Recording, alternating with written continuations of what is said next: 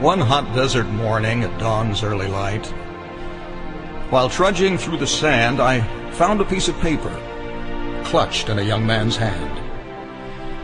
And upon that paper, the words he wrote were not filled with despair, just thoughts from the heart of a brave young lad. He called it a soldier's prayer.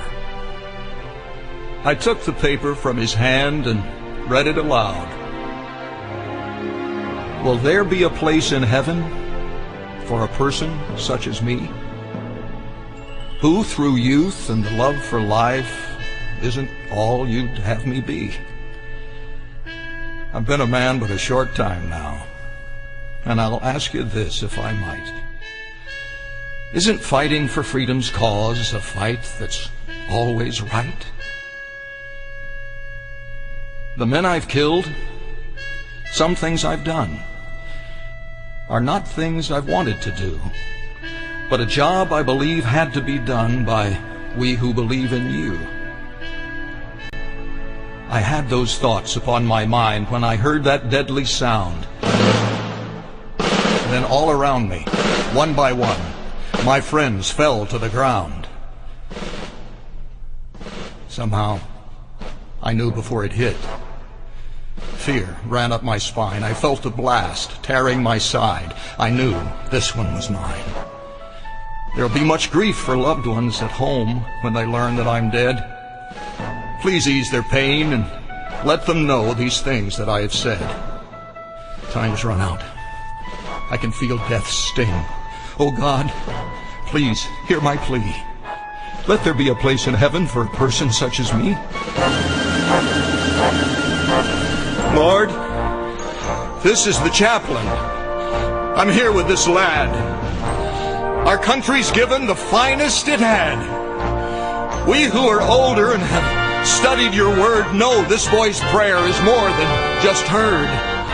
It's answered with your love and the promise that there'll be a special place in heaven for a person such as he.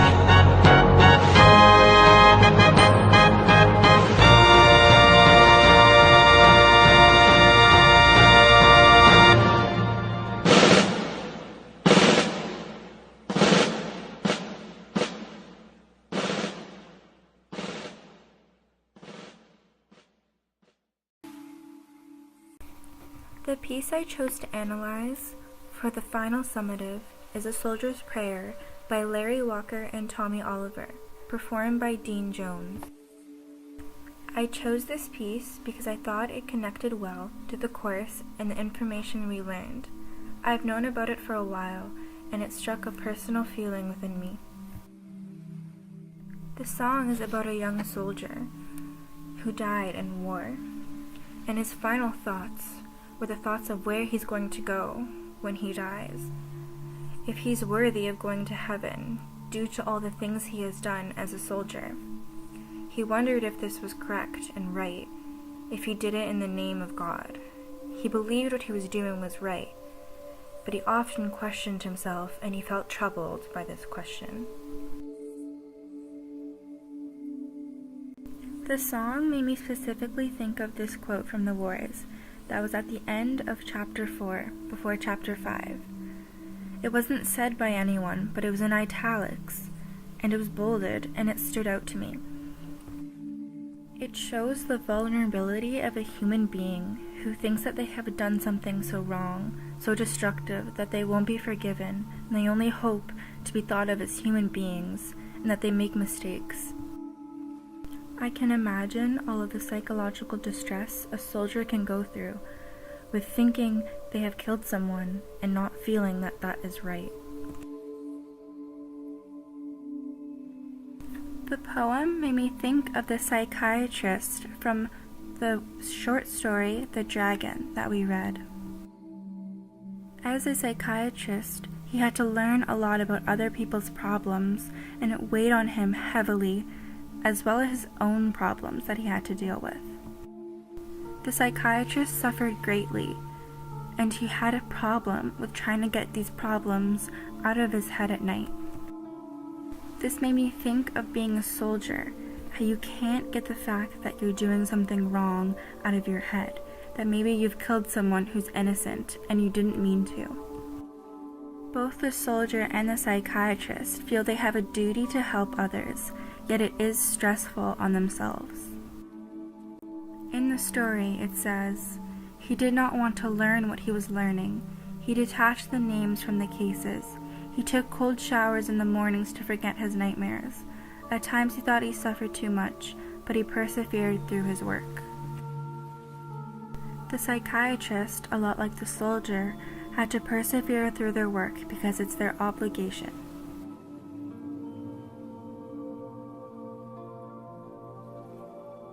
The authors used imagery when they explained how the piece of paper was found, clutched in a young man's hand. The author then personified a number of things. The first thing is fear.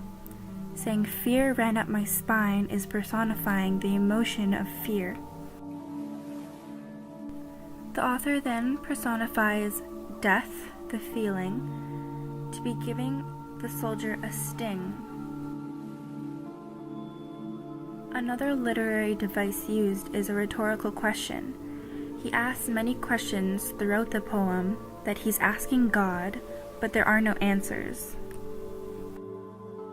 The poem, being converted to a song, was done very well because as things got more climactic, the author was talking louder, more intensely, and with more emotion, as when things are more serene and calm, they talked lower and slower. The writing can also be psychologically criticized. If you were to analyze the poem, you could say the soldier had a lot of psychological distress, and this could be caused by the id, the ego, and the superego conflicting all at once. Some could say that the soldier's superego was too strong, and that he was thinking with a very moral part of his brain, and thinking about the values that his religion and society has put upon him. He thinks whether what he has done is right or wrong, and he's suffering greatly from it. His subconscious is overtaken by his superego. It seems as if his shadow and his persona are conflicting.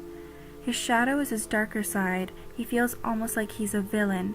He's killed people and he's done wrong things.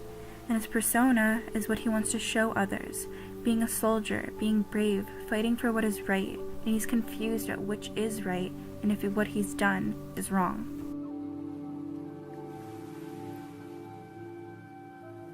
I like this poem a lot because it was also a song, and I think it embodied a lot of the stuff we studied, like poetry, the wars, obviously because it's about a soldier, and some short stories we also read. The poem has a lot of meaning in many different ways, and I'm glad I chose it as my final summative piece.